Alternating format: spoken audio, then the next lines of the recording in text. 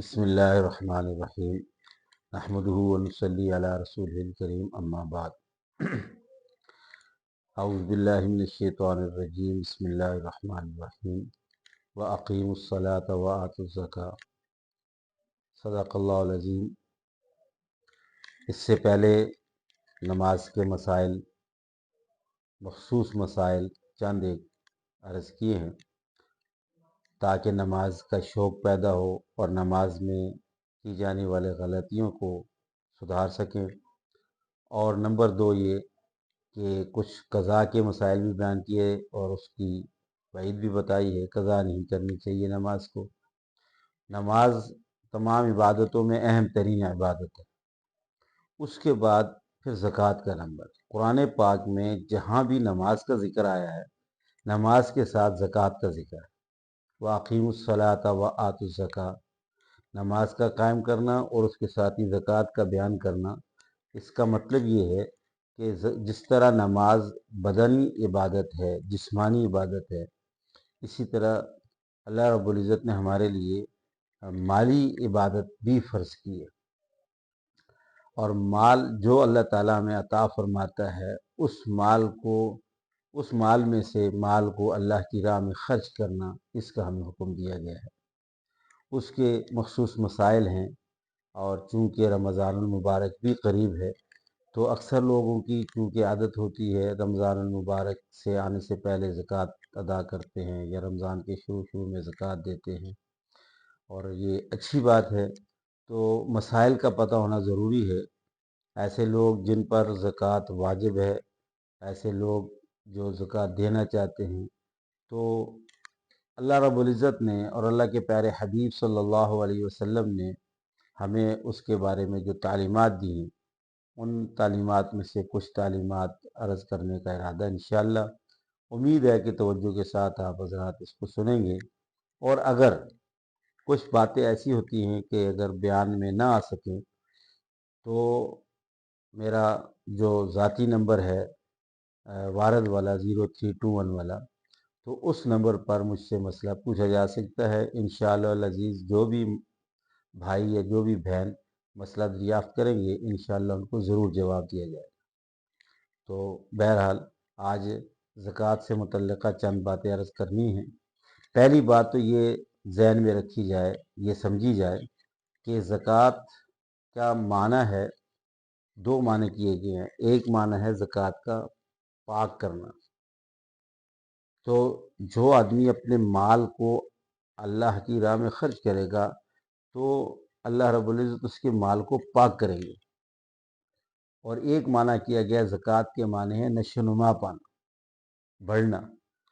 جو آدمی اپنے مال میں سے مال اللہ کی راہ میں بطور زکوٰۃ کے ادا کرے گا اللہ تعالیٰ اس کے مال کو بڑھائیں گے۔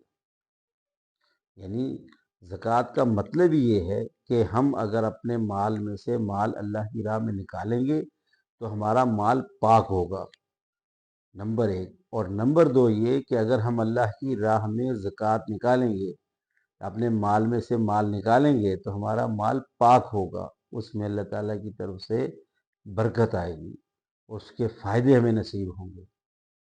اسی طرح یہ بات سمجھ لی جائے کہ اگر خدا نخواستہ ہمیں مال کی محبت نے اگر زکوٰۃ نکالنے سے روکا، یعنی اگر ہم نے اللہ کی راہ میں اپنے مال میں سے مال نہیں نکالا جو کہ ضروری تھا، تو پھر اس کا یہ نقصان ہوگا کہ مال میں سے برکت ختم ہو جائے گی، مال پاک نہیں رہے گا، یعنی وہ مال ہمارے کام کا نہیں رہے گا، اس مال سے ہمیں خاطر خواہ فائدے حاصل نہیں ہوں گے۔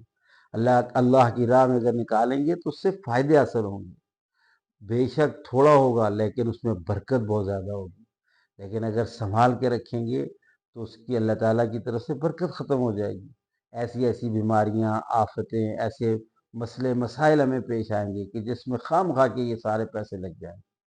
لیکن اگر اللہ کی راہ میں نکالیں گے تو اللہ تعالیٰ آفات سے بھی بچائے گا، بیماریوں سے بچائے گا، اور اس طرح کی فضول کاموں میں ہمارے پھر پیسے نہیں خرچ ہوں گے بلکہ اچھی جگہوں پہ خرچ ہوں گے جہاں ہمارا دل بھی خوش ہوگا۔ تو اس لیے پہلی بات یہ ذہن میں رکھی جائے کہ پیسہ اللہ کی راہ میں نکالنے میں کنجوسی نہیں کرنی چاہیے۔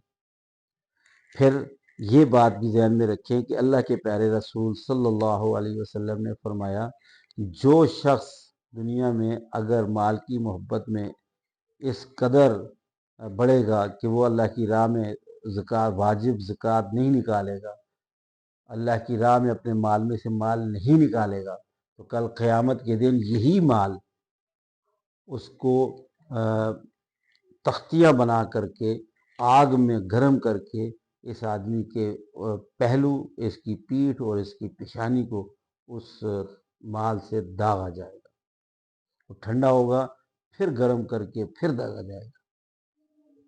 اور ایک اور حدیث میں آتا ہے کہ یہ پورا مال اس کا جو یہ جمع کرتا ہے دنیا میں، قیامت کے دن یہ مال ایک بہت بڑا زہریلا اژدہا سانپ بنا دیا جائے گا، اور اس وہ سانپ قیامت کے دن اس کے گلے میں ڈال دیا جائے گا، جو اس کے چہرے سے لے کر کے اس کے پاؤں تک اس کے جسم کو نوچے گا۔